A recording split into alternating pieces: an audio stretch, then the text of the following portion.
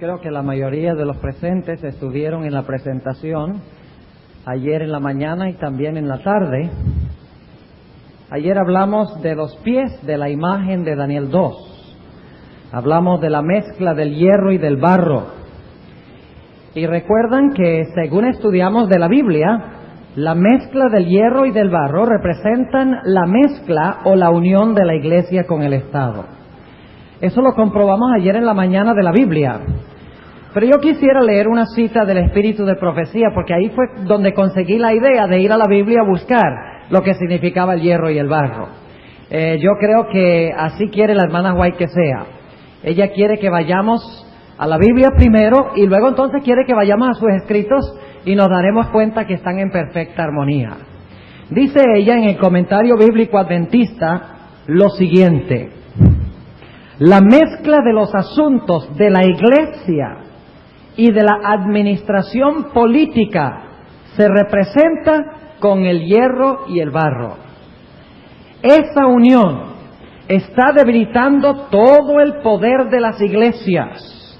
Esta aceptación en la iglesia del poder del Estado traerá malos resultados. Los hombres casi han traspasado el límite de la tolerancia de Dios. Han utilizado su fuerza política y se han unido con el papado. Pero llegará el tiempo cuando Dios castigará a los que han invalidado su ley y sus malas obras recaerán sobre ellos mismos. Así que la sierva de Dios deja muy en claro que la mezcla del hierro y del barro representa la intención que tienen los hombres de mezclar los asuntos de la iglesia con los asuntos del Estado, de mezclar la religión y la política. Y esta es una unión ilegítima porque la iglesia no debe vincularse con la política. La iglesia está vinculada con Cristo. Cristo es el esposo de la iglesia. Y cuando la iglesia recurre al Estado para que el Estado haga lo que Cristo debe hacer, el resultado es lo que la Biblia llama fornicación. Es decir, la iglesia tiene otros amantes, los gobernantes del mundo, en vez de tener un solo esposo, que es Cristo Jesús. En esta noche vamos a hablar de un libro muy interesante que ha sido escrito recientemente. Y vamos a hablar de un poder que existe hoy en el mundo que tiene mucho más fuerza de lo que nosotros nos imaginamos.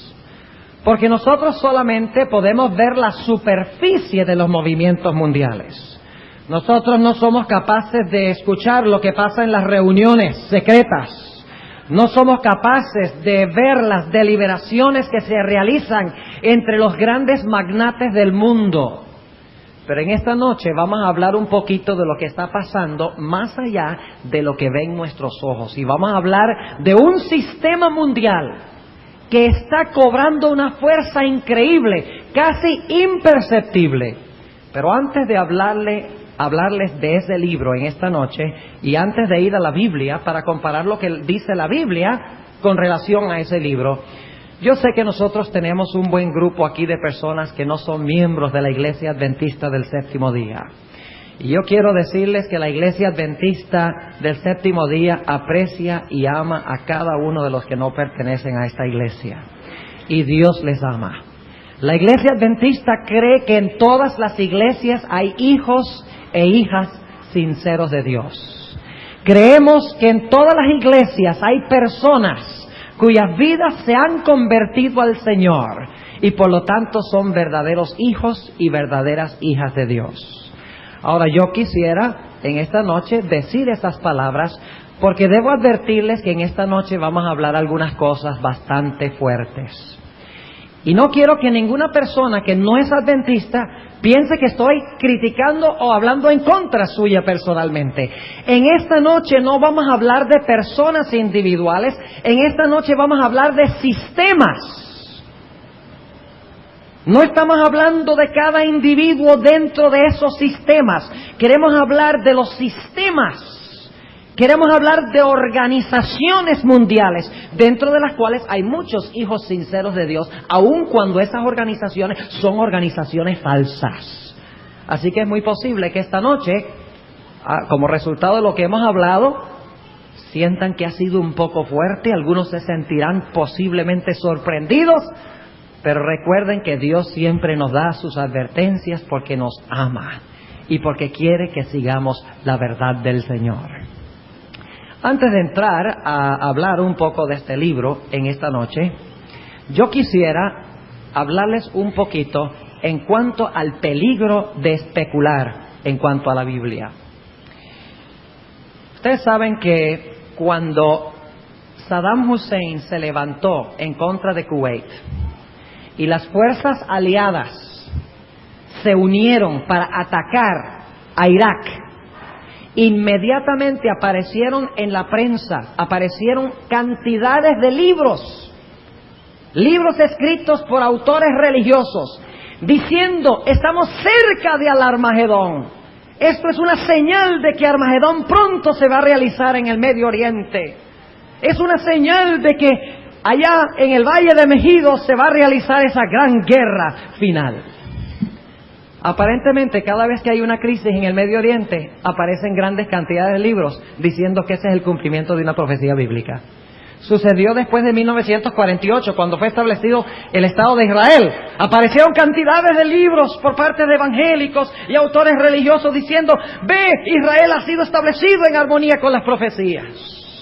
Después de la guerra de 1967, la famosa guerra de los 7 días, cuando Israel reconquistó el área al oriente de Jerusalén, donde se encuentra el lugar en que estaba construido el templo, aparecieron cantidades de libros más diciendo: no ves, se estableció el templo, se están cumpliendo las profecías. Lo mismo cuando hubo la crisis de la gasolina, del petróleo, en los años 70, en los años tempranos de la década del 70, aparecieron cantidades de libros sobre el petróleo y la crisis en el Medio Oriente y la gran batalla de Armagedón. Parece que cada crisis en el mundo lleva a la gente a buscar en la Biblia esa crisis. Pero yo quiero decirles algo. Eso es un método falso de estudiar la Biblia. Es un método falso de estudiar la Biblia. Es falso ir a la historia y tratar de ir de la historia y buscar dónde eso se relata en la Biblia. El método correcto es ir a la Biblia y entender la Biblia y luego interpretar la historia. Porque los eventos que pasan en el mundo, nosotros si vamos a la Biblia para buscar esos eventos, siempre podríamos cometer errores. Pero cuando conocemos las profecías bíblicas al derecho y al revés, entonces podemos ir con certeza a la historia para buscar su cumplimiento. No es lo mismo ir de la Biblia a la historia que ir de la historia a la Biblia. Y por eso muchas iglesias están consiguiendo cumplimiento de las profecías en todas partes. Porque están yendo a la historia y están diciendo: wow, mire lo que pasó allá, ¿dónde dice la Biblia eso? Y se ponen a buscar, y el que busca encuentra. Debemos, por lo tanto, dejar que la Biblia nos diga lo que va a pasar y no leer la Biblia a la luz de lo que está pasando en el mundo. Me gusta comparar esto con un patrón y un traje. Cuando un sastre va a hacer un traje para alguien, ¿qué usa? Usa un patrón, ¿verdad? Y el patrón generalmente es de papel y lo tiene las diferentes partes del traje. Cuando él mira el patrón y usa el patrón, ¿qué puede hacer él? El traje. ¿O es que el sastre primero hace el traje y después mira el patrón? ¿Ah? ¿Es así que el sastre trabaja? Él dice: mira, lo primero voy a hacer el traje y después entonces voy a mirar si el traje está bien hecho en relación con el patrón. Claro que no, eso es ridículo. Primero va el patrón y usa el patrón y entonces fabrica el traje. Así es la profecía y la historia. Ir de la historia a la profecía es lo mismo que ir del traje, que es el cumplimiento, al patrón. Es preferible primero leer el patrón y entender el patrón e interpretar el patrón. Y cuando entendemos el patrón, entonces vamos a entender cuál es el cumplimiento histórico. ¿Entiende lo que estamos diciendo? Y en la iglesia adventista ha habido intérpretes que se han equivocado. Entre aquellos que se equivocaron estuvo un gran hombre, y no quiero criticarlo personalmente ni quiero que ustedes sientan que fue un mal hombre. Fue un gran hombre y fue un gran intérprete de las profecías bíblicas. Su nombre, Urias Smith. Se equivocó. En su interpretación de Daniel 11, el rey del norte, de lo cual vamos a hablar Dios mediante mañana en la noche. Él, en su época, Turquía estaba en las noticias.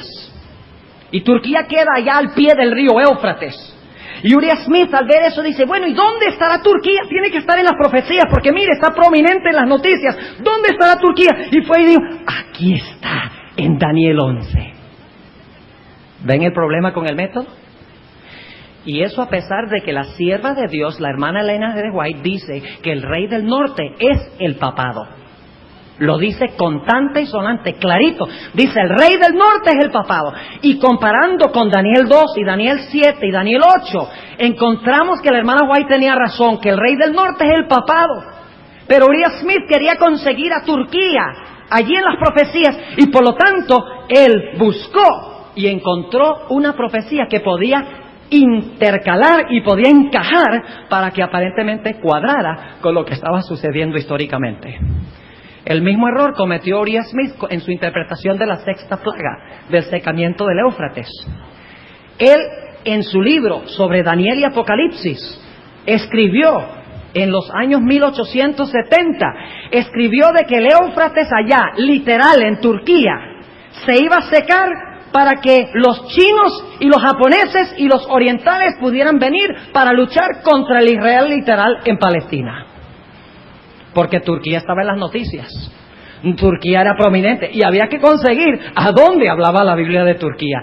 Es un error, repito nuevamente, buscar en la Biblia lo que está sucediendo en el mundo. Primero entendemos la Biblia, primero interpretamos la Biblia, primero comprendemos las profecías y luego entonces vamos a la historia para ver cómo cuadra la historia con la Biblia, no la Biblia con la historia. ¿Entienden lo que estamos diciendo? Es muy importante. Y si no hacemos esto, vamos a caer en tremendos errores de interpretación bíblica. Ahora ustedes dirán, bueno, pastor, entonces, ¿por qué usted nos va a hablar de este libro en cuanto a este hombre que habla del nuevo orden mundial? ¿Por qué va a hablar de todo lo que está pasando históricamente para establecer el nuevo orden mundial? ¿Acaso usted quiere entonces decirnos que este libro que relata lo que está pasando en el mundo se encuentra en la Biblia? No, eso no es lo que estoy haciendo esta noche, porque ya yo estudié en la Biblia lo que la Biblia dice del nuevo orden mundial y sencillamente este libro confirma lo que está en la Biblia. ¿Hay alguna diferencia? Y esta noche les voy a relatar qué es lo que dice el libro. Y luego vamos a ir a la Biblia y vamos a comprobar que antes que se escribiera el libro era el mismo panorama que Dios había dado. El idéntico panorama. Pero antes de que yo leyera el libro de Malachi Martin, o antes de que yo leyera cualquier libro sobre lo que está pasando en el mundo, primero fui a la Biblia para ver qué era lo que decía Dios que iba a pasar en el mundo. Y entonces cuando leí el libro yo me quedé maravillado y dije, óigame, qué interesante este libro. Este libro dice exactamente lo que dice el conflicto de los siglos. Exactamente lo que dice Apocalipsis, pero empecé con la Biblia, empecé interpretando la Biblia y eso es lo que vamos a hacer en esta noche. Pero quiero empezar hablándoles de este libro muy interesante que ha sido escrito recientemente. Es un libro escrito por un sacerdote, ya no es sacerdote, un sacerdote jesuita, es jesuita todavía, pero no es sacerdote, se ha dedicado ahora a escribir, pero todavía es muy, muy católico. Y no un católico común y corriente, es norteamericano, pero es un católico raro porque es muy, muy conservador. Generalmente los católicos en los Estados Unidos son muy liberales, no les gusta que se les dicte qué deben hacer. La Iglesia Católica, por ejemplo, enseña de que no se debe practicar el aborto. Los americanos dicen, si queremos practicar el aborto y la anticoncepción, la Iglesia Católica no nos puede decir que no lo hagamos, porque vivimos en una sociedad libre. No así con Malachi Martin. Martin es conservadora hasta los huesos y cree en la autoridad indisputable de la Iglesia Católica y específicamente del obispo de Roma, del Papa Juan Pablo II. Malachi Martin, el escritor de este libro, tiene una línea directa de comunicación con el Papa. Es un amigo personal de Juan Pablo II y se comunica regularmente con él. Así que lo que él está escribiendo no lo está escribiendo de su imaginación, No lo está escribiendo porque lo investigó en un libro aquí y otro libro allá. Lo está escribiendo porque él mismo ha consultado y ha hablado personalmente con Juan Pablo II y con otros teólogos católicos y cardenales católicos de grande importancia en el mundo. El título del libro, que creo que no está en español todavía, está en inglés, pero yo voy a compartir algunas ideas básicas con ustedes durante el resto de esta semana. Un libro grande de unas 700 páginas. El título del libro es Las llaves de esta sangre. Y les voy a explicar por qué es importante ese título. Las llaves de esta sangre. Y luego tiene un subtítulo. El subtítulo dice, las llaves de esta sangre. La lucha por el dominio del mundo entre el Papa Juan Pablo II, Mikhail Gorbachev y el capitalismo occidental, que son los tres poderes actuales en el mundo que están luchando por establecer un nuevo orden mundial. Y lo interesante que vamos a descubrir en nuestro estudio durante esta semana es que estos poderes, el comunismo, está en las profecías. Y lo que va a pasar con el comunismo está en las profecías. El origen del capitalismo, porque los países capitalistas son primordialmente protestantes. El origen del protestantismo capitalista está profetizado en la Biblia. Y el levantamiento del poder papal de la Iglesia Católica, su apoderío, también está profetizado en la Biblia. Y saben ustedes que alrededor del mismo tiempo, cuando cayó el papado y se levantó el ateísmo y se levantó los Estados Unidos, el país protestante por excelencia, en ese mismo tiempo, Dios levantó a la Iglesia Adventista del Séptimo Día para desenmascarar a estos tres sistemas. Dios no se ha dejado sin testimonio. Y durante esta semana vamos a verlo. El comunismo está en bancarrota. El capitalismo está en bancarrota. El catolicismo está en bancarrota. Lo único que no está en bancarrota es el pueblo de Dios, que proclama los mandamientos de Dios y el testimonio de Jesucristo, levantado en la misma época cuando surgieron estos tres poderes, para contrarrestar el mensaje de estos tres poderes. Ahora, ¿qué es lo que dice Malachi Martin en su libro? Escuchen bien. En primer lugar, él dice lo siguiente, y esto se encuentra en la página 15 de su libro. ¿Quieren ustedes saber cuándo se va a establecer este nuevo orden mundial y cuánto de nuestras vidas va a afectar? Escuchen lo que dice. Lo he traducido yo personalmente. Una vez que la competencia haya quedado decidida, es decir, la competencia entre estos tres, entre Gorbachev, Bush y el papado, y él dice que no hay duda en cuanto a quién va a prevalecer. Le van a ver dentro de un momento.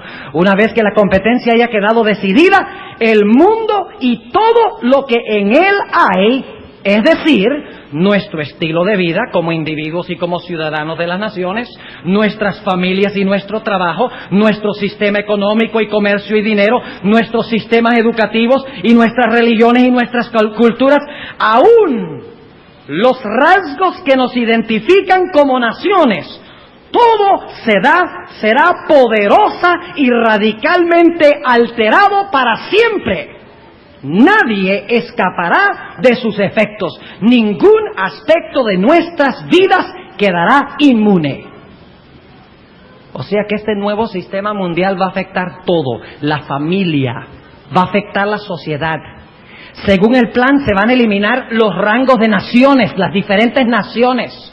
Va a haber un gobierno mundial, va a afectar la cultura, va a afectar la religión, va a afectar todo aspecto de nuestra vida. Y dice él que nadie estará inmune. Suena muy parecido a la historia de los tres jóvenes en el Valle de Dura. Nadie podrá resistir. ¿Cuál Dios os librará de mis manos? Y luego sigue diciendo lo siguiente. En lo que al tiempo respecta, aquellos que tenemos menos de 70 años, y esta es una cita directa, aquellos que tenemos menos de 70 años, veremos instalarse las estructuras básicas del nuevo gobierno mundial. Aquellos que tenemos menos de 40 años, ciertamente viviremos bajo su autoridad y el control legislativo, ejecutivo y judicial de este nuevo sistema mundial. Sigue diciendo, esa es en la página 16. En la página 19 dice Martin lo siguiente: hay una gran similitud que comparten estos tres competidores geopolíticos. O sea, se parecen en algo muy importante, estos tres poderes que están compitiendo. ¿En qué es que se parecen? Dice él, cada uno tiene un plan maestro para establecer un solo sistema de gobierno mundial. Su competencia geopolítica, es decir, la competencia entre estos tres, su competencia geopolítica tiene que ver con cuál de los tres formará, dominará y hará funcionar el sistema que reemplazará el sistema de naciones individuales que está en proceso de decadencia. En otra parte del libro, Martin dice que el nuevo orden mundial se establecerá antes de terminar el siglo XX. ¿Es pronto eso? ¿Cuántos años? 9 años. Ahora, ¿qué es lo que dice él? En primer lugar, él dice que el comunismo es un sistema que está en bancarrota. Él dice que el comunismo no puede dominar el mundo, que el comunismo ha fracasado, y hemos visto los resultados, ¿verdad? Lo hemos visto recientemente. Y el papado mucho tuvo que ver con la caída de Europa Oriental. Específicamente, el comienzo fue en Polonia. Y de Polonia se regó a las otras naciones del bloque oriental. Pero él dice que el comunismo está en bancarrota. ¿Por qué? Él explica que está en bancarrota porque el comunismo rehúsa aceptar a Dios. Niega la existencia de Dios. Y por lo tanto, donde no existe un Dios, no hay moral. No hay principios morales. Porque Dios es el que da su ley. Y si no existe Dios, no hay principios morales que restringen y que guían a la sociedad. Además de eso, dice él, el hombre anhela creer en Dios. Y por eso en los países comunistas hay muchedumbre de gente que creen y aman a Dios. La mayoría de los ciudadanos confiesan un Dios y creen en Dios, anhelan a Dios y están dispuestos de sufrir por Dios. Él dice, porque el comunismo niega a Dios y no tiene ninguna base moral, no confiesa ninguna ley, por eso en el comunismo es perfectamente aceptable matar y mentir y hacer todo ese tipo de cosas. Él dice que como el comunismo no reconoce a Dios, está en bancarrota. Luego pasa a hablar del capitalismo occidental o del protestantismo y critica mucho la separación entre la iglesia y el Estado, dicho sea de paso. Él dice que no debe existir una separación de la iglesia y del Estado en los Estados Unidos. Dice que esto es lo que ha traído la maldición a los Estados Unidos. Interesante, la hermana White dice que esto es lo que ha traído la bendición. Y cuando se una la iglesia y el Estado, los Estados Unidos habrá perdido un secreto de su poder. Exactamente lo contrario. Él dice, el problema con el capitalismo es que tampoco tiene principios. Porque el principio del capitalismo es la sobrevivencia del más fuerte. Se basa en la adquisición del dinero y se puede usar cualquier método posible. O sea que el dinero es Dios. En el comunismo el Estado es Dios. En el capitalismo el dinero es Dios. Y el hombre acumula dinero y acumula dinero hasta que finalmente el dinero se burla de él. Se hastía porque el dinero no puede satisfacer los anhelos del alma. Y por lo tanto él dice que el comunismo y el capitalismo occidental, Oriente y Occidente, están en bancarrota. Pero luego él dice, hay un sistema que confiesa la existencia de un Dios. Es un sistema mundial. Es un sistema que enseña principios morales. Es un sistema que no niega la existencia de Dios, aunque vamos a ver de que eso es muy cuestionable en nuestro estudio de la Biblia. Y él dice que este sistema, que tiene valores morales, que confiesa la existencia de Dios, es la Iglesia Católica Apostólica Romana. Dice que como la Iglesia Católica es el único sistema de estos tres que es mundial, que es el único sistema que tiene representantes políticos en todo el mundo, que entonces este sistema va a vencer a los otros dos sistemas y va a tomar la ascendencia, y el Papa va a ser soberano en el nuevo orden mundial. Dice que el papado tiene grandes ventajas sobre el comunismo y el capitalismo, porque el capitalismo y el comunismo tienen, si acaso, 200 años de existencia, mientras que el catolicismo tiene más de 1500 años de existencia, experiencia en moverse políticamente, en saber hacer tratados, en saber hacer pactos y contactos, conoce las artimañas de la política y cómo meterse en los tribunales y en las legislaturas del mundo y dominar y manipular. Y dice, y por eso, por su sobrevivencia a través de los años, a través de muchos siglos, la Iglesia Católica tiene ventajas tremendas que no tienen los otros sistemas. Además, dice él que el comunismo no es mundial. El capitalismo tampoco es mundial. Pero la Iglesia Católica, es mundial. Y por lo tanto, ahora mismo no tiene que establecer un sistema como estos otros que están luchando. A ver, ¿cómo establecemos el capitalismo en el resto del mundo? ¿Cómo conquistamos el mundo y establecemos el comunismo? No, la Iglesia Católica ya está establecida en todas partes. Lo único que tiene que hacer es aceptar al Papa como soberano y ya el sistema está en lugar. Malachi Martin dice que la Iglesia Católica no puede fracasar y da varias razones. La primera razón que él da, por la cual la Iglesia Católica, según él, va a vencer y va a establecer el nuevo orden mundial, y todos van a reconocer la supremacía de la Iglesia Católica y del Papa en este nuevo orden mundial, es porque, según él, Cristo le ha dado a la Iglesia las llaves del reino, las llaves de su sangre, por así decirlo, y que Cristo edificó a la Iglesia sobre la roca que es Pedro, y sobre cada uno de sus sucesores. Y Jesús prometió que las puertas del infierno no prevalecerían contra la Iglesia, que la Iglesia vencería. Y por lo tanto, dice él, por promesa de Jesús, la Iglesia Católica no puede fracasar. Está destinada a vencer, porque Cristo le ha dado la llave del poder político y le ha dado la llave del poder religioso.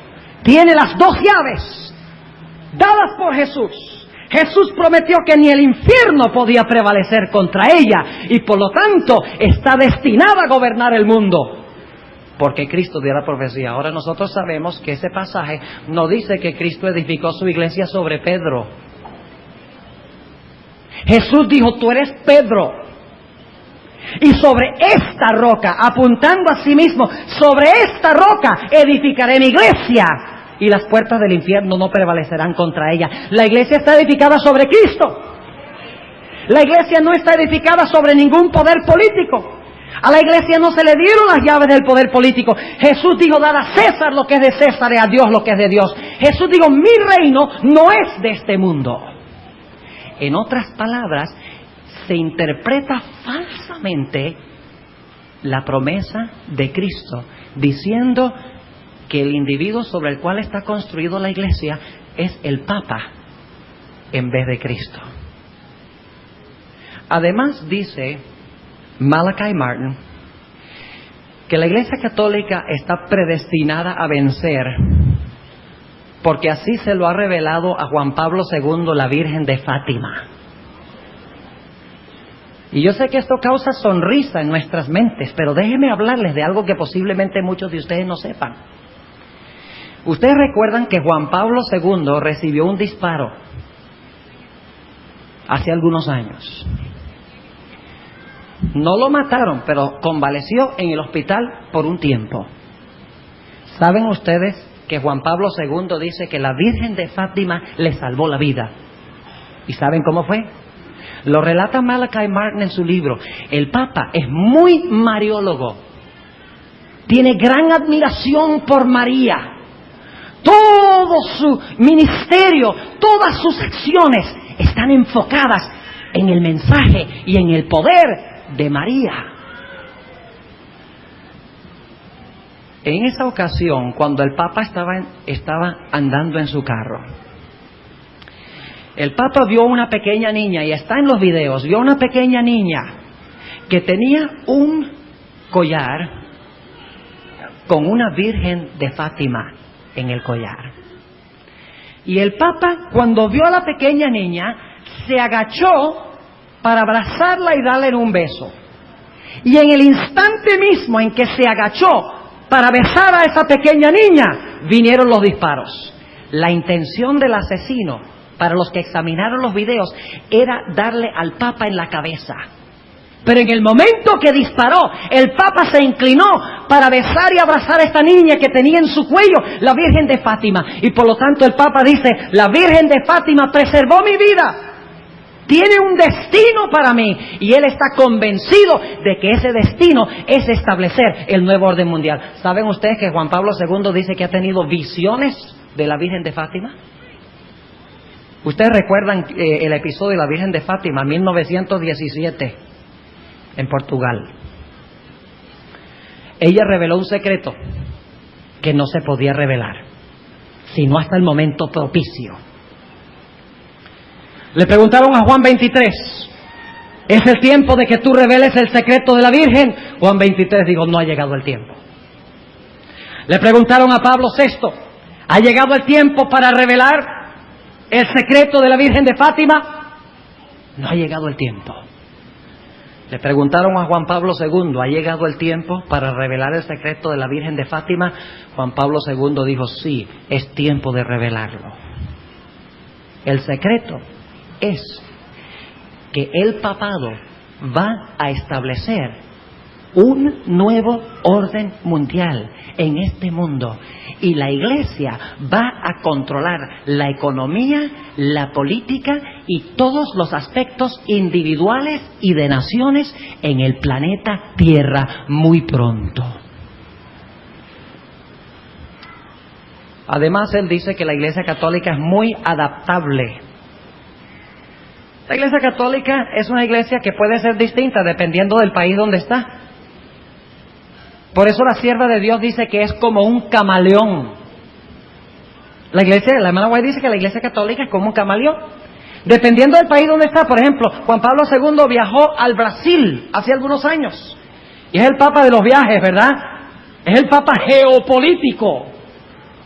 Ha visitado a la Iglesia Anglicana, ha visitado a los patriarcas de la Iglesia Ortodoxa Oriental, ha visitado la sede de los luteranos, ha visitado la sede de los anglicanos, ha visitado los animistas en el África, ha visitado los obispos en México, ha ido a Nicaragua. ¿Dónde no ha ido?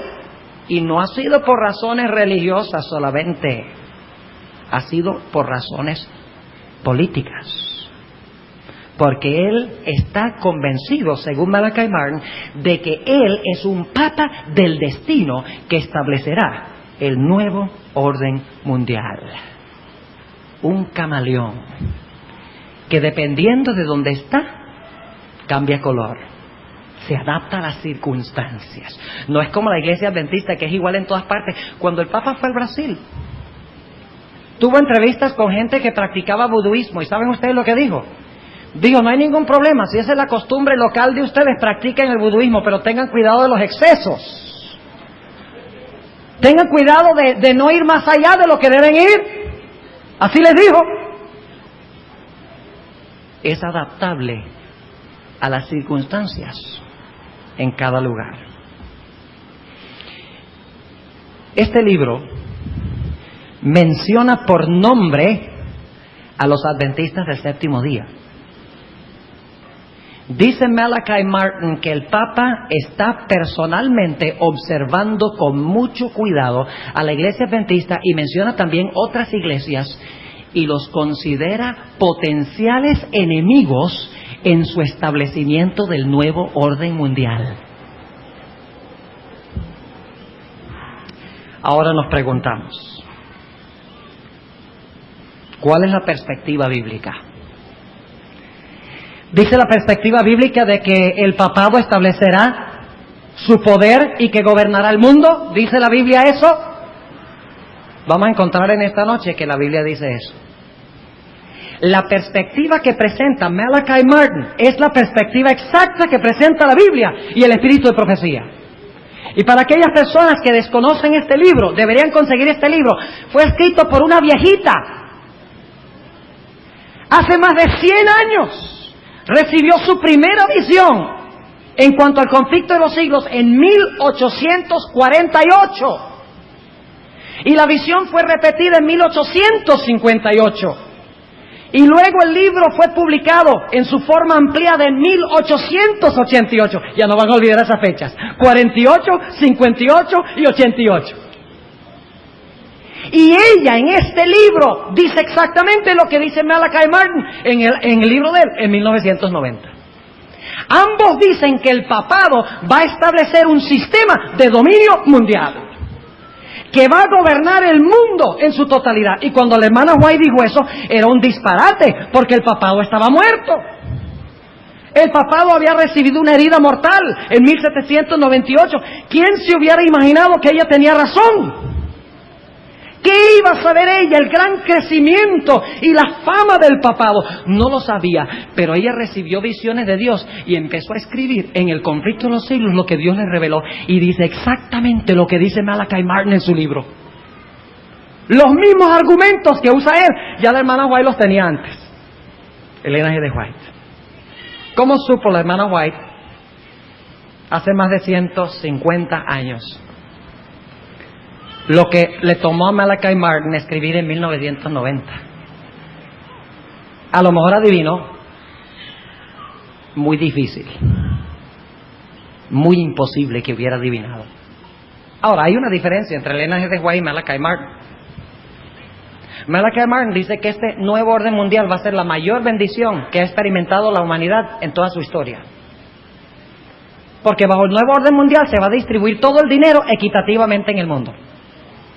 ¿Ustedes por qué creen que los Estados Unidos están mandando miles de millones de dólares a otros países y se endeudan en el proceso? Interesante. Miles de millones a países del tercer mundo, países en vías de desarrollo, les dicen ahora, mientras que se está quebrando, literalmente. Porque la idea, según Martin, es que se va a establecer un nuevo orden mundial donde va a haber paz, como dijo George Bush en la cita que leí ayer, paz y armonía. No va a haber ya comunistas contra capitalistas, todos van a cooperar y colaborar. Ya no va a haber ricos y pobres, todos van a tener una cantidad igual, como un socialismo, casi un comunismo, pero un comunismo religioso. Porque es que el comunismo y el catolicismo se parecen mucho. Y de eso vamos a hablar mañana en la noche. Malachi Martin dice que esto traerá la mayor bendición al mundo. Elena G. de White dice que sí, la Iglesia Católica va a dominar el mundo, pero será la mayor maldición de la historia. Ahora estudiemos lo que dice la Biblia en cuanto a esto. Ahora hemos hablado de la historia y usted dice, pastor, usted no puede ir de la historia a la Biblia. Estoy yendo de la historia a la Biblia porque fui a la Biblia primero. Y por lo tanto, cuando leí el libro de Malachi Martin, dije, oye, eso está exactamente como lo que dice la Biblia. Es igualito a lo que dice Elena G. de White, pero fui primero a la Biblia.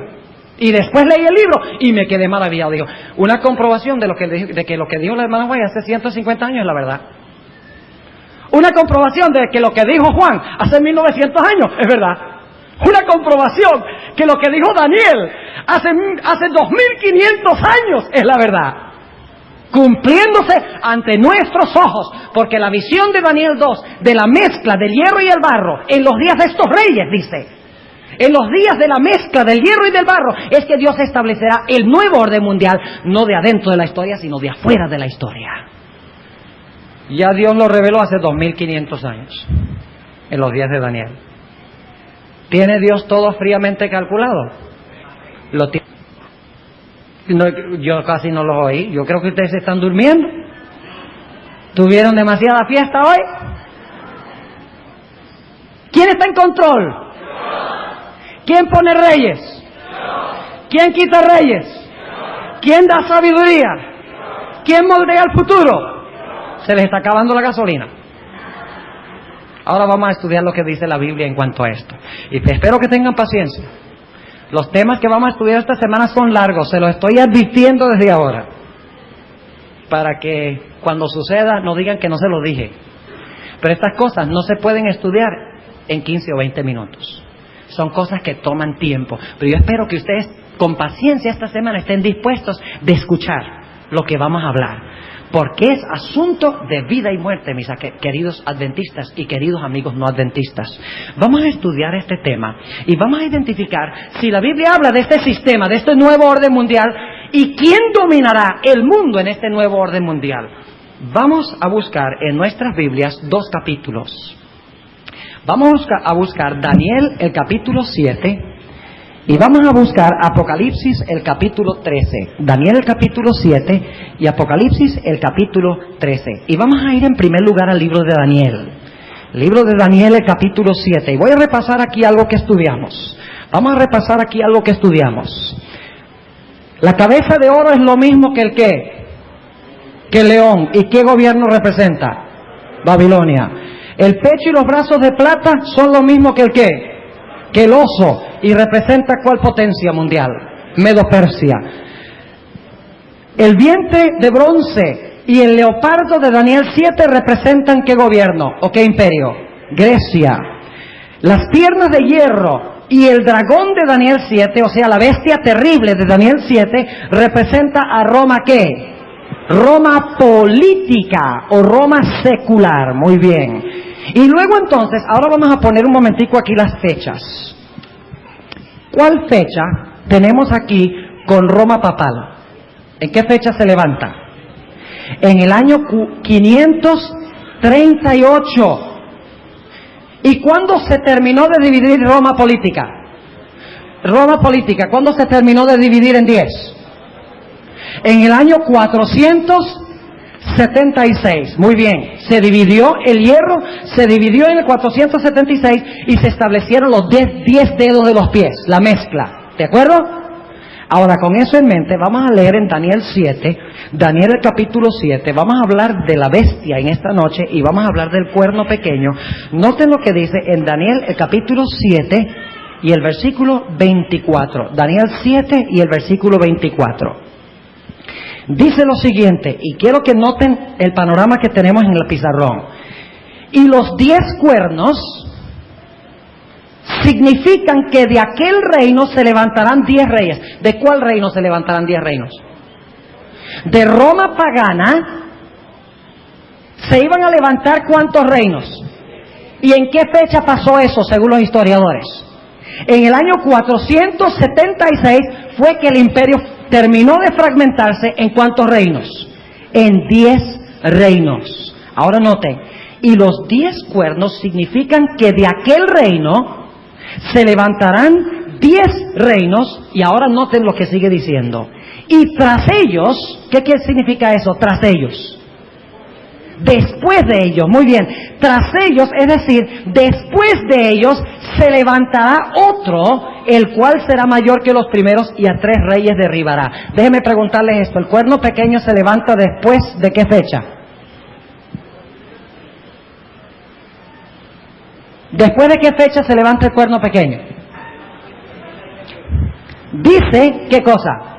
Vamos a leerlo otra vez. Daniel 7:24 dice: y tras ellos, después de los 10. Ahora, ¿cuándo se formaron los 10? En el 476. O sea, ¿cuándo se levanta el cuerno pequeño? ¿Después de qué fecha? Después del año 476, porque dice que se levanta entre los 10.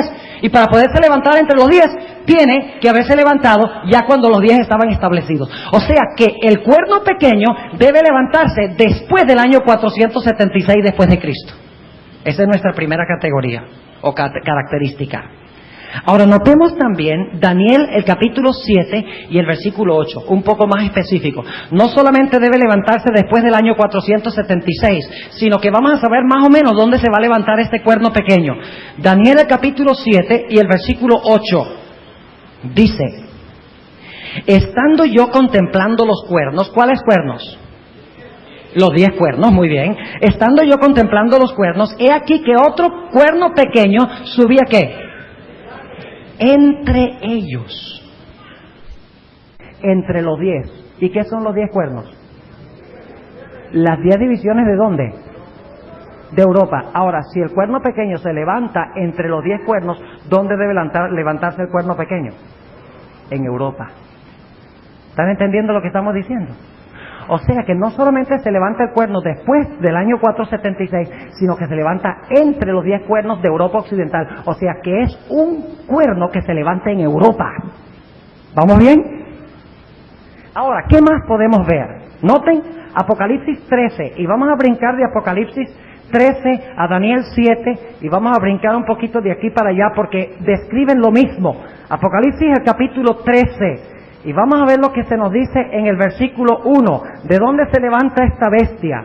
Dice en Apocalipsis 13:1, y yo me paré sobre la arena del mar, y vi una bestia subir ¿de dónde? Subir del mar. ¿El cuerno pequeño se levanta de dónde? La bestia que tiene el cuerno pequeño se levanta del mar. Lean Daniel 7 y el versículo 2. Dice que 4 bestias se levantaron del mar, lo cual significa que el cuerno pequeño se levanta de la cabeza de la bestia que se levantó del mar. ¿Qué representa el mar en la Biblia? El mar en la Biblia representa muchedumbres. Lean, por ejemplo, Isaías 17:12 y lean Apocalipsis 17:15. Y dice claramente que las aguas, el mar, representa muchedumbres. O sea que el cuerno pequeño se iba a levantar a donde había mucha ¿qué? Donde había mucha gente después del 476 y en Europa Occidental. ¿Vamos bien? Ahora notemos otra característica. ¿A dónde se encuentra el cuerno pequeño? ¿A dónde está el cuerno pequeño? ¿Viene volando del cielo? ¿Viene de repente el cuernito solito y aparece en la historia? ¿Dónde está el cuerno? ¿De dónde sale? ¿Sale de la cabeza de dónde? Del dragón. ¿Y qué representa el dragón? Ahora escuchen bien. El dragón representa Roma pagana, lo mismo que las piernas de hierro. Lo cual significa que el cuerno pequeño se levanta ¿de dónde? De Roma política. O sea que va a ser un poder romano. ¿Entienden lo que estamos diciendo? Un poder que se levanta en Roma. ¿A dónde se va a levantar el cuerno pequeño? ¿Después de qué fecha? ¿En qué región del mundo? En Europa. ¿De acuerdo? ¿Vamos bien? Ahora sigamos estudiando. Vamos paso a paso. Noten lo que dice Daniel 7 nuevamente, y mantengan un dedo en Apocalipsis 13 y mantengan un dedo en Daniel 7 porque vamos a estar brincando de aquí para allá. Dice en Daniel el capítulo 7 y el versículo 24 que este cuerno hace algo. Dice, y los 10 cuernos significan que de aquel reino se levantarán 10 reyes o 10 reinos, y tras ellos se levantará otro, es decir, después que los 10 reinos se establecen, se levanta otro, el cual será mayor que los primeros, ¿y a qué? Y a 3 reinos derribará. O sea que cuando el cuernito se levanta es chiquito primero, es un cuerno pequeño, pero dice que llega a ser mayor que los otros. O sea, de pequeño se vuelve ¿qué? Se vuelve más grande que los compañeros. Y dice que cuando se levanta, arranca ¿qué? Debe arrancar 3 reinos que se encuentran ¿dónde? En Europa. ¿Vamos bien? Estamos estudiando de la Biblia. No vamos a mirar allá al Medio Oriente. Olvídense del Medio Oriente. Vamos a estudiar lo que dice la Biblia. Vamos a seguir el orden que dice la Biblia. O sea que ese poder debe arrancar 3 cuernos, o debe arrancar 3 reinos en Europa, después del año 476. Ahora sigamos. Daniel 7:21. Daniel 7 y el versículo 21. Y veía yo que este cuerno hacía guerra contra los santos y los ¿qué? ¿Qué hacía contra los santos? Guerra. Y cuando hacía la guerra perdía. No, dice que hacía guerra contra los santos y los ¿qué? Y los vencía. Noten también lo que dice Daniel 7 y el versículo 25. Daniel 7 y el versículo 25 dice, y hablará palabras contra el Altísimo y a los santos del Altísimo quebrantará. O sea, este sería un poder que iba después del 476, un poder romano, un poder en Europa Occidental, un poder que arrancaría 3 de las naciones de Europa. Iba también a hacer ¿qué cosa? Iba también a pisar ¿a quiénes? ¿Y a destruir a quiénes? Iba a destruir a los santos de Dios durante este periodo, después del 476. ¿Vamos bien? No les he dicho quién es todavía, porque al final les voy a preguntar a ustedes quién es, basado sobre las características. Ahora, noten también lo que dice Daniel 7 y el versículo 25. Otra característica, dice, y hablará ¿qué? Palabras contra el Altísimo. ¿Qué palabras habló contra el Altísimo? Noten Apocalipsis 13. Apocalipsis el capítulo 13. Mis hermanos, tenemos que tener una razón para nuestra fe. Debemos poder explicar esto a la gente. Cuando se establezca el nuevo orden mundial, ¿qué vamos a decir? Yo no sé si es de Dios o si no es de Dios. No podemos hacer eso. Tenemos que poder dar una razón de nuestra fe, y razones sólidas. Noten Apocalipsis el capítulo 13. ¿Qué son las palabras que habla en contra del Altísimo? Dice en el versículo 5 de Apocalipsis 13, y le fue dada boca que hablaba grandes cosas y ¿qué? Blasfemias. ¿Qué son las grandes cosas que habla el cuerno? ¿Qué habla la bestia? ¿Qué es lo que habla? Blasfemias. ¿Qué es blasfemia? Vamos a dejar que la Biblia lo explique. Vamos a buscar San Marcos 2:7. San Marcos el capítulo 2 y el versículo 7. San Marcos el capítulo 2 y el versículo 7. Ustedes recuerdan que Jesús sanó a un paralítico. Pero antes de sanarlo, Jesús dijo, tus pecados te son perdonados. Ahora, ¿qué pasó cuando Jesús dijo eso? Capítulo 2 y el versículo 7. Noten de San Marcos. Decían, ¿por qué habla este así? Blasfemias, dice. ¿Quién puede perdonar pecados sino solo Dios? ¿Qué es blasfemia? Es cuando un hombre pretende tener poder ¿de qué? De perdonar pecados. Ahora busquemos otro texto, porque hay otra explicación de lo que es blasfemia. No solamente es cuando un hombre terrenal dice yo puedo perdonar pecados, sino hay otra característica. ¿Quién es el único que puede perdonar pecados? Vamos a leer San Juan 10. San Juan el capítulo 10 y el versículo 30 al 33. San Juan 10 y el versículo 30 hasta el versículo 33. Noten lo que dice aquí. San Juan 10, 30 al 33. Jesús dijo en el versículo 30, yo y el Padre una cosa somos. O sea, el Padre y yo, uno somos. Estamos a un nivel de igualdad, dijo Jesús. ¿Y qué pasó? ¿Qué hicieron los judíos? Versículo 31. Entonces volvieron a tomar piedras los judíos para apedrearle, cuando Jesús dijo que era igual a su Padre. Respondióles Jesús, muchas buenas obras os he mostrado de mi Padre. ¿Por cuál obra de esas me apedreáis? ¿Por qué me quieren apedrear? Dice Jesús. Respondieronle los judíos diciendo, por buena obra no te apedreamos, sino por la blasfemia y porque tú siendo hombre te haces Dios. ¿Qué es blasfemia?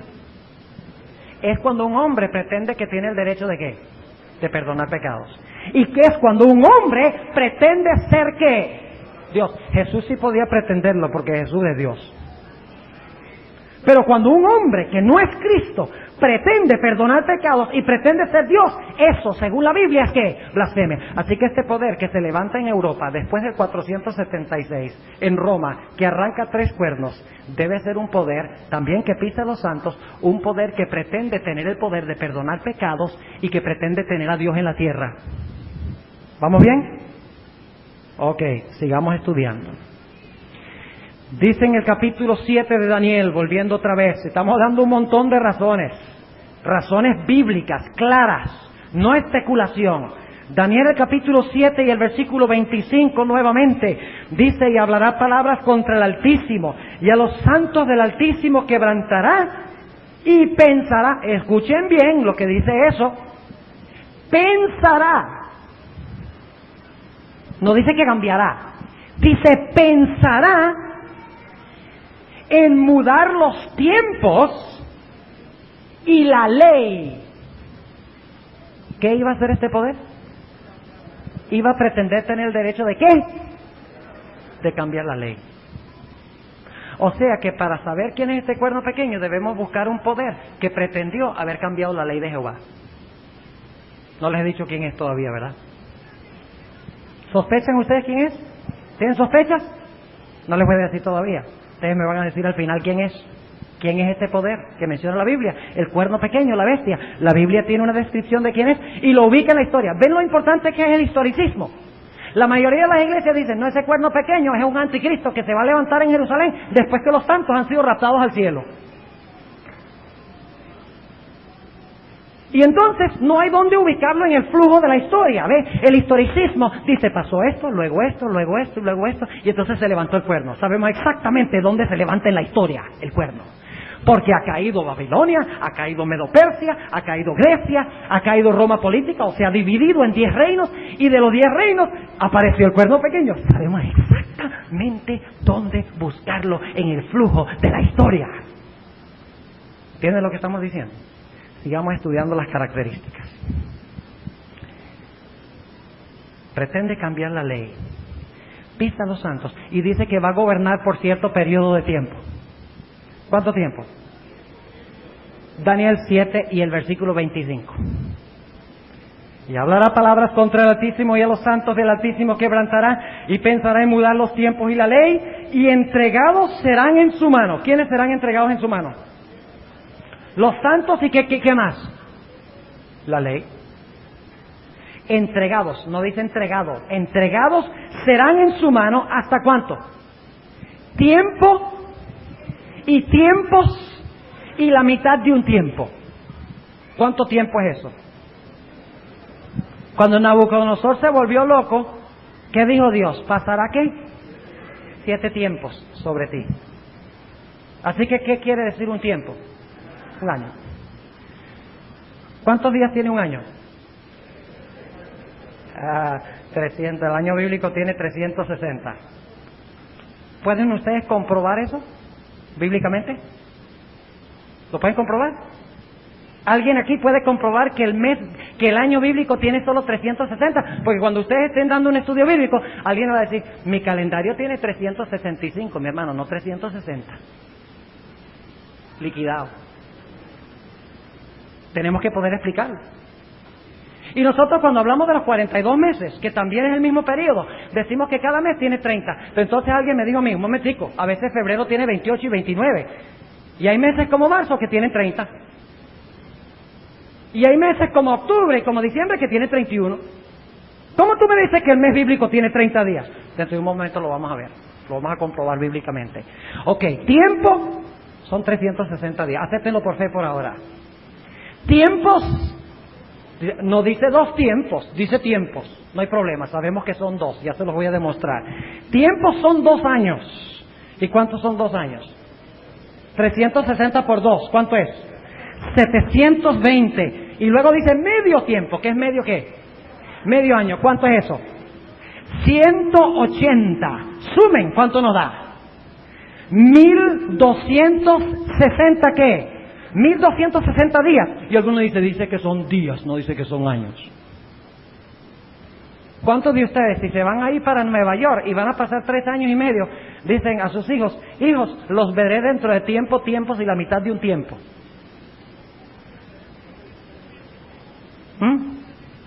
¿O cuántos dicen, si tienen que viajar, le dicen a sus hijos, miren hijos, los veré dentro de 1260 días? O peor, nos vemos dentro de 42 meses. En Apocalipsis estamos hablando de símbolos. Como el león es un símbolo, el oso es un símbolo, el mar es un símbolo, el cuerno es un símbolo, los 10 cuernos son un símbolo, la arena es un símbolo, la roca es un símbolo, el tiempo es un símbolo. Y se expresa en terminología simbólica. Por eso es que no dice hasta 6 años y medio y el santuario será purificado. Dice hasta 2300 días y el santuario será purificado. La expresión en sí misma tiene un sabor simbólico, porque se expresa en un lenguaje anormal. ¿Entienden lo que estamos diciendo? Hay otras razones en las cuales no voy a entrar ahora. Pero tenemos ¿cuánto tiempo entonces iba a gobernar este cuerno? 1260 ¿qué? Óigame, años. ¿Y tenía que empezar a gobernar después de qué fecha? Déjenme decirles que no hay muchos poderes de los cuales escoger. Que gobernaron después del 476 por 1260 años. No hay mucho de qué escoger, pero todavía no le voy a decir quién es. Ahora vamos a hablar Vamos a hablar de el mes bíblico. ¿Quieren hablar un momento del mes bíblico? ¿Quieren que les muestre bíblicamente que el mes tiene 30 días? Vamos a hacerlo. Vamos a Génesis. Y estamos haciendo un corto desvío para explicar este aspecto, pero es muy importante porque tenemos que tener en claro el tiempo. Noten, Génesis el capítulo 7. Génesis el capítulo 7 y el versículo 11. Y voy a anotar esto en la pizarra. Génesis 7 y el versículo 11. Dice lo siguiente. En el año 600 de la vida de Noé. ¿El año qué? El año 600. ¿En el mes qué? En el mes segundo. ¿Y en el día qué? 17 fue que comenzó el diluvio. ¿Cuándo comenzó el diluvio? Comenzó el diluvio en el año 600 de Noé, en el mes segundo y el día 17. Ahora vamos a buscar Génesis 8, Génesis el capítulo 8 y el versículo 3 y 4. Y quiero que capten algo muy interesante aquí. Génesis 8 y el versículo 3 y el versículo 4. Y tornáronse las aguas de sobre la tierra, esto es hablando ya después del diluvio, después que cayó el agua, y tornáronse las aguas de sobre la tierra, yendo y volviendo, y decrecieron las aguas al cabo de ¿cuánto tiempo? ¿Cuánto tiempo pasó hasta que decrecieron las aguas? 150 días, vamos a ponerlo acá. ¿Cuánto tiempo pasó desde que empezó el diluvio hasta que las aguas decrecieron? 150 días. Pero ahora leamos el versículo 4. Y reposó el arca en el mes que, bueno, es todavía el año 600. ¿En el mes qué? En el mes séptimo. ¿Y en el día qué? En el día 17. Ahora quiero preguntarles, del mes segundo al mes séptimo, ¿cuánto hay? ¿Cuánto tiempo hay? ¿Cuántos meses hay entre el mes segundo y el mes séptimo? 5 meses. Pero dice que los 5 meses son ¿cuántos días? 150 días. Dividan 5 entre 150 y ¿cuánto les da? 30. ¿Entendieron? Ahora ustedes dirán, ¿no hay más evidencia? Claro que sí hay más evidencia. Vamos a buscar Deuteronomio 21:13. Deuteronomio, el capítulo 21 y el versículo 13. Está hablando del periodo de luto. Está hablando del periodo de luto. Deuteronomio 21 y el versículo 13. 21:13. Dice lo siguiente. Y se quitará el vestido de su cautiverio y quedarás en tu casa. Y llorará a su padre y a su madre el tiempo de ¿cuánto? ¿Cuánto es el luto? 1 mes. Pero ahora leamos cuánto tiempo fue el luto con Moisés. Deuteronomio 34:8. Deuteronomio capítulo 34 y el versículo 8. ¿Cuánto debía durar el luto según acabamos de leer? 1 mes. Pero noten cómo se expresa aquí en Deuteronomio 34:8 con Moisés. Dice lo siguiente. Y lloraron los hijos de Israel a Moisés en los campos de Moab. ¿Cuánto tiempo? 30 días. ¿Cuántos días tiene el mes bíblico? Tiene 30 días el mes bíblico. Y usted dice, bueno, ¿y cómo sabemos que el año bíblico tiene 12 meses? Sencillo. Lo dice claramente en Primera de Reyes 4:7. Anoten eso. Primera de Reyes 4:7 dice que hay 12 meses. Inclusive, si quieren saber los nombres de los 12 meses, en Primera de Crónicas 27, 1 al 15, están los nombres de los 12 meses.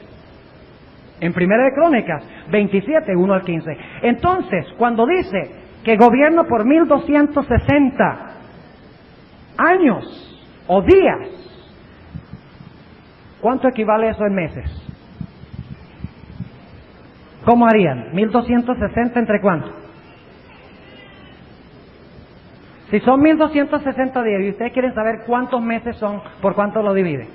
Por 30. ¿Cuánto les da? Acepte por fe que les da 42 meses. Ahora vamos a Apocalipsis 13. Apocalipsis el capítulo 13. Y noten cuán precisa es la Biblia. Dios usa diferentes expresiones. Apocalipsis el capítulo 13 y el versículo 5. Apocalipsis 13:5 dice lo siguiente. Y le fue dada boca que hablaba grandes cosas y blasfemias, y le fue dada potencia de obrar ¿cuánto tiempo? 42 meses. 1260 días y 42 meses es lo mismo. Y es lo mismo que tiempo, tiempos y la mitad de un tiempo. Dios de tres formas nos ha demostrado el mismo periodo de tiempo y sale precisamente igual. 1260 años. O sea que este poder iba a gobernar ¿cuánto tiempo? 1260 años. Otro detalle interesante en cuanto a este poder es que este poder iba a depender sobre las proezas y la grandeza del hombre. Porque dice que el cuerno pequeño, en Daniel 7:8, dice que el cuerno pequeño tenía ojos como ojos de ¿qué? Ojos de hombre. En Apocalipsis dice que tiene número de hombre. Y en 2 Tesalonicenses se le llama hombre de pecado. Interesante. Ahora, ¿qué representan los ojos en la Biblia? Lean Efesios 1:18. No podemos leer todos los textos, pero se los voy a dar para que los puedan leer. Efesios 1:18 dice que los ojos representan sabiduría. ¿Qué representan los ojos? Sabiduría. Por ejemplo, cuando ustedes están luchando con un problema matemático y como que no me llega, de repente lo resuelven. ¡Ya vi la luz! ¿Usan esa expresión? ¡Ya vi la luz! En la graduación, ¿qué animal se encuentra en las tarjetas de graduación? ¿Cómo? El búho. ¿Por qué? Porque el que se está graduando es muy sabio y el búho tiene ojos bien grandotes. Los ojos representan sabiduría. Ahora, como son ojos de hombre, significa que este poder va a reposar y va a enseñar la sabiduría divina. ¿Sí? La sabiduría de Dios es lo que va a enseñar este poder. ¿Son ojos de qué? De hombre. Y recuerden que estamos hablando de símbolos. Son ojos de hombre. Y por lo tanto los ojos representan sabiduría. Significa que este sistema iba a enseñar como preceptos, mandamientos de qué? De hombres, tradiciones humanas. No sabiduría divina. Así que debemos buscar un poder o una iglesia que se basa sobre la sabiduría humana y no la sabiduría divina. Sigamos rápidamente. Dice que este poder se iba a sentar en el templo de Dios, haciéndose parecer Dios. 2 Tesalonicenses 2, 3 y 4. ¿Qué es el templo de Dios? ¿Qué es el templo de Dios? ¿El templo que se va a construir en Palestina? ¿Es el templo de Dios? Jesús dijo, vuestra casa os es dejada desierta, hablando con los judíos. No dijo, es mi casa. Antes de eso Jesús decía, mi casa será llamada casa de oración. Pero cuando los judíos rechazaron a Cristo, Jesús dijo, vuestra casa os es dejada desierta. Pero dice que aquí, que este cuerno pequeño, o esta bestia, se sienta en el templo de Dios y se hace parecer Dios. ¿Qué es el templo de Dios? ¿Saben ustedes qué es el templo de Dios? El templo de Dios es la iglesia. ¿Qué dije yo? ¿El templo de Dios es qué? Y ustedes dicen, ¿dónde dice eso en la Biblia? Vamos a Efesios 2. Ahora vamos a ver una cosa tremenda. Muchos creen que el anticristo va a ser un blasfema ateo que se va a sentar en el templo de Jerusalén allá en Palestina. Pero ¿qué dice la Biblia? Estamos hablando de símbolos, ¿no es cierto?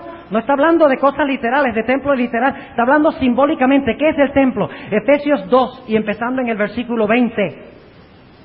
Edificados sobre el fundamento de los apóstoles y profetas. ¿Cuáles son los fundamentos del nuevo templo? ¿Piedras? No, apóstoles y profetas, siendo la principal piedra del ángulo, Jesucristo mismo. Y ahora escuchen el versículo 21.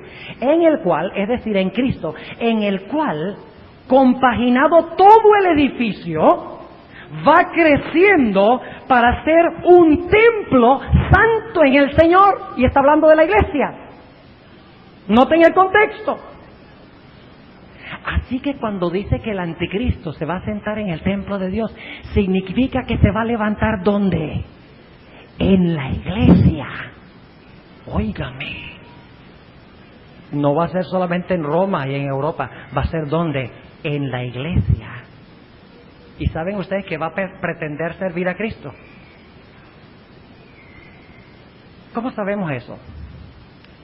En 2 Tesalonicenses 2 se le llama a este anticristo, a este poder que se va a levantar, se le llama el hijo de perdición.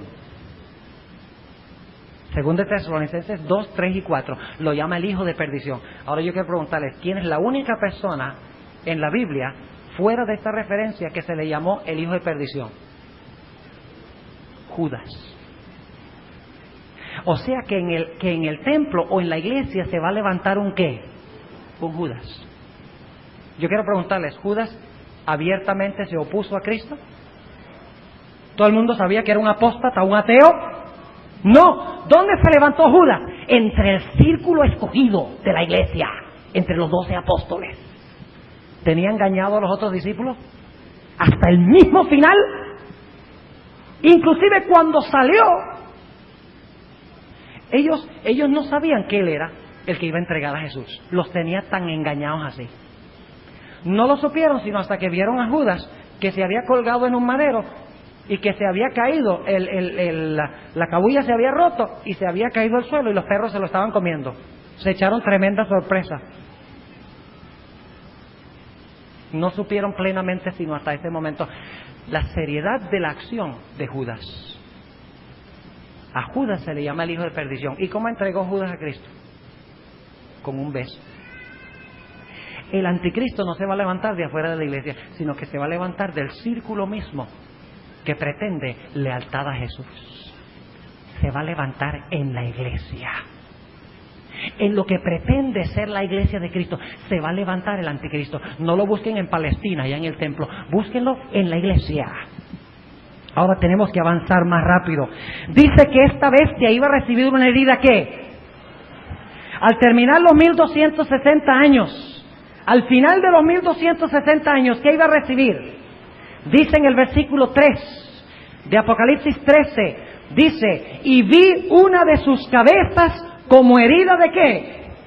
Como herida de muerte. O sea que este poder, al final de su carrera, al final de los 1260 años, iba a ser herida de ¿qué? De muerte. ¿A dónde? En la cabeza. Significa que cuando concluyeron los 1260 años, debemos buscar un poder que donde antes dominaba el mundo, ahora es dominado. Donde antes pisoteaba y mataba, ahora es llevado cautivo, según dice Apocalipsis 13 y el versículo 10. Pero luego dice en Apocalipsis 13, en la última parte del versículo, dice, la llaga de su muerte fue ¿qué? O sea que este poder lo iban a dar por muerto cuando terminaron los 1260 años. La gente iba a decir, se acabó, se liquidó, está muerto. Pero por un milagro extraordinario, este poder se iba a levantar de los muertos. La gente ni creía que iba a ser posible, pero se iba a levantar y todo el mundo, hablando del nuevo orden mundial, todo el mundo se iba a maravillar en pos de ¿qué? En pos de la bestia. ¿Están empezando a captar el cuadro? Todavía no les he dicho quién es. Ya lo vamos a hacer dentro de un momento. No se preocupen. Un par de cosas más. La palabra anticristo no significa en el griego contra Cristo.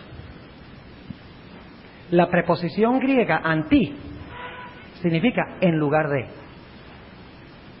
Lo cual significa que el anticristo que se describe aquí en Apocalipsis 13 y en Daniel 7, y usamos la palabra anticristo, significa que iba a ser una persona no que se iba a oponer directamente a Cristo, sino un poder que iba a procurar ocupar el lugar de Cristo. Porque anticristo significa en lugar de Cristo. Es la misma palabra, la misma preposición que se usa cuando estaba Barrabás y Cristo ante la turba. Dice que el pueblo aceptó a Barrabás en lugar de Cristo. La misma preposición, en lugar de Cristo. Anticristos significa uno que procura ocupar el lugar de Cristo. Lo cual significa que el cuerno pequeño y la bestia debe ser un poder que pretende ser Cristo en la tierra. ¿Vamos bien? Además dice que tendría un número. ¿Cuál es el número que tendría? 666. Y es el número de su nombre. Vamos a leerlo. Apocalipsis 13. Apocalipsis 13, porque en la antigüedad la gente no tenía números. La gente escribía los números con letras. Y quiere decir que las letras de su nombre darían 666. Noten Apocalipsis 13 nuevamente. Y estamos avanzando aquí rápidamente. Apocalipsis 13. Y noten el versículo 18. Aquí hay sabiduría. El que tiene entendimiento cuente el número de la bestia, porque es número del hombre y el número de ella, ¿qué cosa? 666. Y noten el versículo 17. Y que ninguno pudiese comprar o vender, sino el que tuviera la señal, o el nombre de la bestia, o el número de su nombre. O sea que su nombre iba a tener un ¿qué? Un valor numérico. Además de eso, en 1 Tesalonicenses 5, dice que iba a ser un poder que iba a predicar paz. Iba a traer al mundo un mensaje de paz, pero en violación de la ley de Dios. Y según dice la Biblia, sobre ese poder va a venir, cuando digan paz, vendrá sobre ellos que destrucción de repente y no escaparán. Ahora ¿creen ustedes que son suficientes características? ¿O quieren que demos algunas más? No les voy a dar más. Vamos a identificar este poder. Hay más. Por ejemplo, echa por tierra la verdad, blasfema el nombre y el tabernáculo de Dios. Podríamos hablar de muchas otras características, pero yo creo que tenemos suficiente evidencia para saber quién es este poder. Vamos a identificarlo. ¿Quién quiere decirme quién es? A ver, ¿quién quiere decirme? ¿Quién quiere tener la valentía de decirme, de acuerdo a las características, quién es? Ahí atrás. ¿Cómo quién? El papado. ¿Cuántos están de acuerdo con eso? De acuerdo a las características. ¿Qué es el papado? No tenga miedo. Esta bestia es el papado. Vamos a repasar brevemente las características. ¿Se levantó el papado después del año 476? Sí, señor. En el 538. ¿Se levantó en Europa? ¿Sí o no? ¿Es romano? ¿Cómo se le llama? ¿Iglesia Católica Apostólica? Romana. ¿Cuál es su idioma oficial? Latín. ¿Y latín era el idioma de qué imperio? Romano. ¿Y dónde tiene su sede? Vaya coincidencia interesante. En Roma. ¿El papado es un poder que se levanta después del 476? ¿Se levanta en Europa? ¿Es un poder romano? Claro que es un poder romano. Pisoteó a los santos de Dios durante 1260 años. Ojalá yo tuviera tiempo de hablarles de lo que pasó. ¿Han oído hablar de la Inquisición? ¿Saben ustedes? Según los historiadores, los mismos historiadores católicos dicen que murieron en esta época de barbarie más de 50 millones de personas a manos de la Iglesia, usando el poder político, el poder del Estado, para ultrajar y para matar a cualquiera que no estuviera en armonía con sus enseñanzas. Documentado históricamente. No estamos especulando. Históricamente la Iglesia Católica mató a millones de personas en la estaca. Jerónimo, Hus, Savonarola, la gran masacre de San Bartolomé, por mencionar algunos. Si un rey se oponía al Papa, como sucedió con Enrique de Alemania, el Papa podía hacerlo esperar 4 días, descalzo en el frío, antes de recibirlo. Así era. Pisoteó a los santos de Dios. ¿Procuró cambiar la ley? ¿Qué día enseña la Iglesia Católica que debemos guardar? ¿Y qué hace con el mandamiento que dice no tendrás imágenes? Ustedes van a un catecismo, vayan a la Biblia católica, ahí están los mandamientos correctos. Pero si ustedes van al catecismo, encontrarán que la Iglesia Católica elimina totalmente el segundo mandamiento y divide el 10º mandamiento en 2, y en lugar del sábado dice santifica las fiestas. ¿Cambió el papado la ley de Dios o trató de cambiar la ley de Dios? ¿Pisoteó a los santos? ¿Pretende la Iglesia Católica de tener poder de perdonar pecados? ¿Pretende tener a Dios en la tierra? Es un poder que se levanta en la Iglesia. ¿Gobernó por 1260 años? ¿Desde qué fecha hasta qué fecha? Desde el 538 hasta 1798, y de estas fechas vamos a hablar mañana en la noche, de la fecha de comienzo y la fecha de terminación. Gobernó 1260 años. No hay muchos poderes de los cuales escoger que se levantaron después de 476 y han existido 1260 años. Gobernó el papado por 1260 años. ¿Predica el papado paz? ¿Está hablando de un nuevo orden mundial donde hay paz y donde hay felicidad y donde se distribuye todo por igual? Sí. ¿Arrancó el papado 3 de los poderes de Europa? Sí, los arrancó. Y los arrancó de raíz, según dice la Biblia. O sea que esos reinos ya no se consiguen en Europa, no están ahí. ¿Saben ustedes que Francia, Inglaterra, Portugal, España, Italia, todos eran tribus bárbaras que se establecieron allí, y las naciones modernas vienen de esas tribus bárbaras? Pero estas 3 naciones que fueron desarraigadas por la Iglesia Católica, usando el poder político, no existen hoy, porque fueron arrancados de raíz. Estas 3 tribus eran arrianas, o sea, no creían que Cristo era Dios eterno. Señalaban como Arrio, un obispo, de que Cristo era un ser creado. Y el Papa no le gustaba eso. Y por lo tanto le dijo a Belisario: mira, Belisario, hay que encargarse de esa gente. Belisario es el emperador. Imagínense eso. La iglesia diciendo al emperador: mira, yo no puedo convencer de la Biblia a este Arrio de que Cristo es Dios, así que ve y elimínalo. La iglesia unida con el Estado, el hierro y el barro unidos. Clarísimo. Y por lo tanto fue Belisario. En el año 493 desaparecen de la historia los érulos. En el año 534 desaparecen de la historia los vándalos. Y en el año 538 desaparecen de la historia los ostrogodos. Históricamente documentado. 3 reinos arrancados por la iglesia usando el poder del Estado. Cumplido de acuerdo al pie de la letra, según nos dice aquí. ¿Enseña la Iglesia Católica la sabiduría humana? ¿Cómo bautiza la Iglesia Católica? Estoy hablando claro, no con el propósito de ofender a nadie, sino porque esto es la verdad.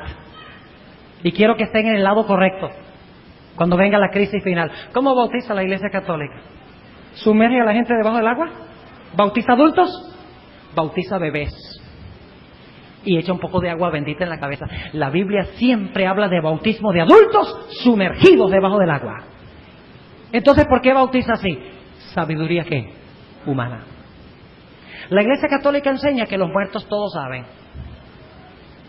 Que cuando un individuo se muere, sale volando el alma y se va al cielo si fue buena, se va al infierno si fue mala y se va al purgatorio si fue medio mala o medio buena. ¿Dónde enseña la Biblia el purgatorio? ¿Dónde enseña la Biblia que el alma es inmortal? No enseña eso. Eso es una tradición basada sobre sabiduría ¿qué? Sabiduría humana. ¿Dónde dice la Biblia que los sacerdotes deben ser célibes? ¿Lo dice? ¿Dónde dice la Biblia que debemos celebrar Día de los Muertos? Y podría alargar la lista. Tradición tras tradición tras tradición humana que no tiene ninguna base en la Sagrada Escritura. La Biblia lo dijo, que el cuerno tiene ojos como ojos de ¿qué? Como ojos de hombre. O sea que enseñaría no sabiduría divina, sino que enseñaría sabiduría humana. Ahora, ¿recibió el papado una herida mortal, sí o no? ¿En qué fecha? ¿Cómo es de calculado? En el 538 recibió el poder, en 1798 vino el general Berthier de Napoleón Bonaparte. Entró, bajó al Papa de su trono, de su cátedra, y se lo llevó prisionero a Francia, y el Papa murió en exilio. Ahora, es cierto que papas fueron llevados cautivos antes que esto. Varios papas fueron llevados cautivos, pero nunca con la intención de abolir el papado. Antes el propósito era concientizar al Papa para reformar el papado. Pero Napoleón mismo dijo, mi propósito en ir a sacar al Papa del Vaticano y traerlo a Francia es para que el papado sea eliminado de una vez por todas. Y murió en exilio. Y no se nombró un nuevo Papa sino hasta el año 1800, después de la Revolución Francesa. Y el papado durante muchos años No tenían ninguna ascendencia política ni religiosa en el mundo. ¿Cuánto ha cambiado eso? En los Estados Unidos ahora hay 60 millones de católicos. Increíble.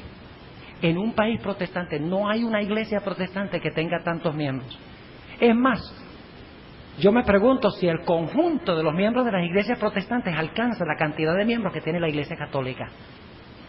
Y ha tomado promidencia el papado, como uno no se imaginaría, tal cual lo dice Malachi Martin. Y la Biblia dice que la llaga de su muerte iba a ser ¿qué? Curada. Estamos viendo eso. Sí, el anticristo ¿dónde está creciendo? ¿Dónde está el anticristo? En Roma. ¿Dónde busca la mayoría de la gente el anticristo? En Palestina. ¿Entienden lo que es la seriedad de buscar al anticristo donde no está? Si ustedes buscan al anticristo allá, en donde está Saddam Hussein, están mirando donde no es, porque la Biblia identifica que el anticristo se iba a levantar en Roma, no en Jerusalén, y que el templo es la iglesia, no el templo reconstruido en Jerusalén. Ahora hablemos brevemente del número. ¿Número de su qué? Número de su nombre. Y lo vamos a hacer brevemente en esta noche.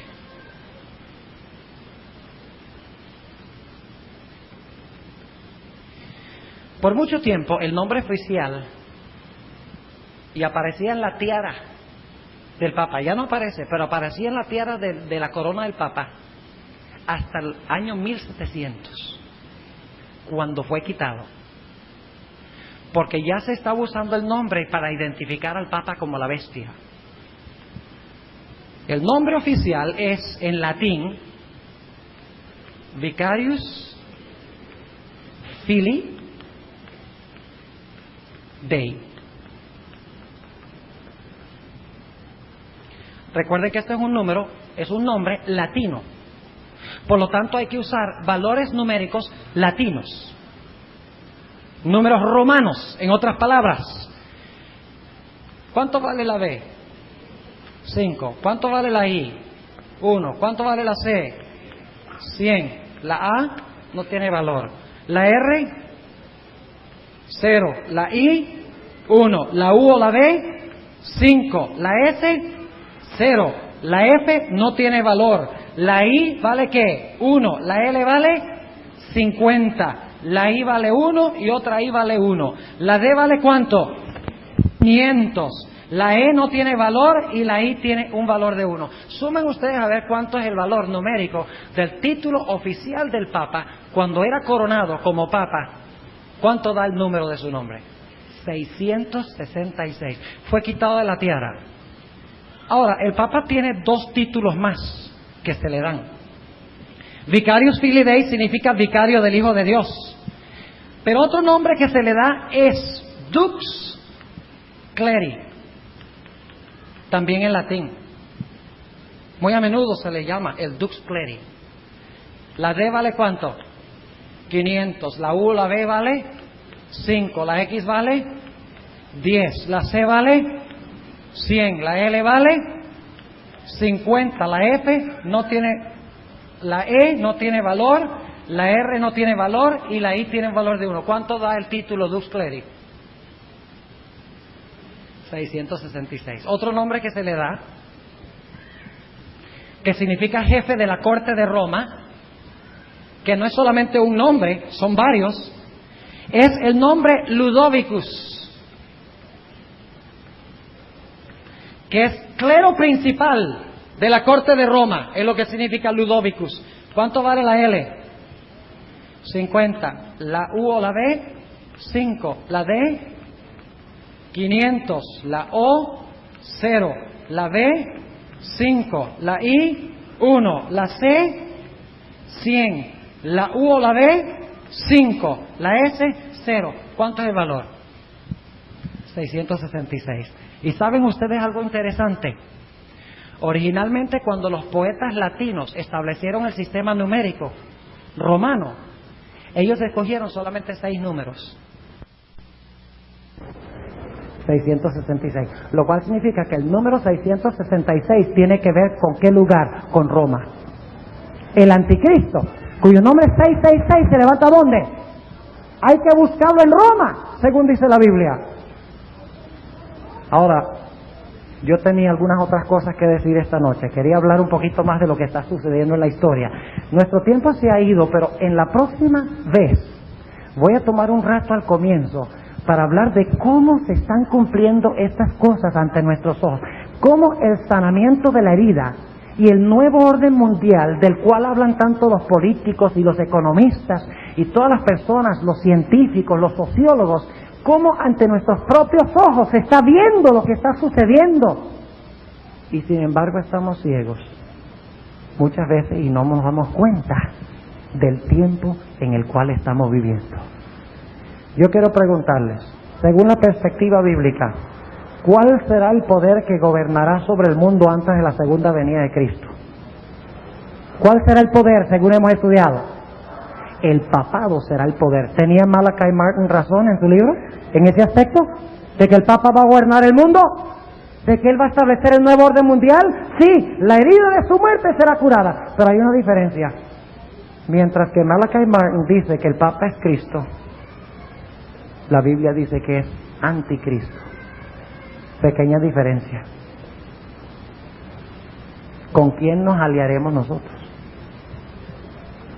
¿Con Cristo o con el anticristo? La Biblia es clara. Las características están allí, claras. No hay duda alguna en cuanto a quién es el anticristo, quién va a gobernar el mundo. Malachi Martin tiene razón en decir que el papado ganará la riña entre el comunismo, el capitalismo y el papado y el catolicismo. Sí prevalecerá el papa, pero nos dice Daniel el capítulo 2 que en los días de estos reyes, cuando se mezcle la iglesia y el Estado, cuando el papado use el poder de la política, Cristo levantará un reino que jamás será corrompido, un reino eterno bajo el gobierno de Cristo Jesús, nuestro Señor y nuestro Dios. Gloria al Señor. ¿Quieres tú en esta noche ser parte de ese reino? Yo quiero pedirte en esta noche, si tú quieres ser parte de ese reino y quieres escapar del anticristo y de todo este asunto del nuevo orden mundial, quiero pedirte que te pongas de pie porque quiero tener una oración para que Dios te bendiga y puedas estar en el lado de Cristo, en el verdadero nuevo orden mundial, que es el reino que Cristo establecerá cuando regrese otra vez. Gloria al Señor. Oremos.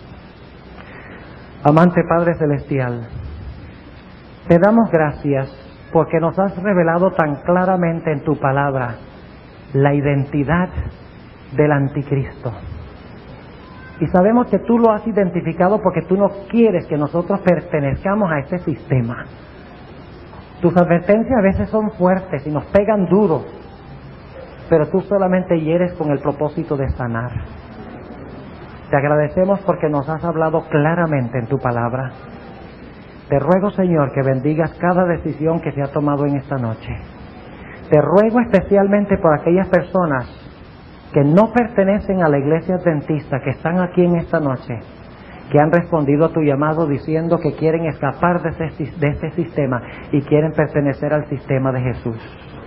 Te ruego, Señor, que tú las ayudes a prepararse para escapar de las cosas que vendrán y estar entre los redimidos que serán salvos cuando Cristo venga. Te doy gracias también por aquellas personas, miembros de la iglesia, que han respondido y reafirmado su fe en tu reino, en Jesús. Manténnos fieles, Señor, hasta aquel gran día, cuando Cristo venga sobre las nubes del cielo y podamos decir: he aquí, este es nuestro Dios, le hemos esperado y Él nos salvará.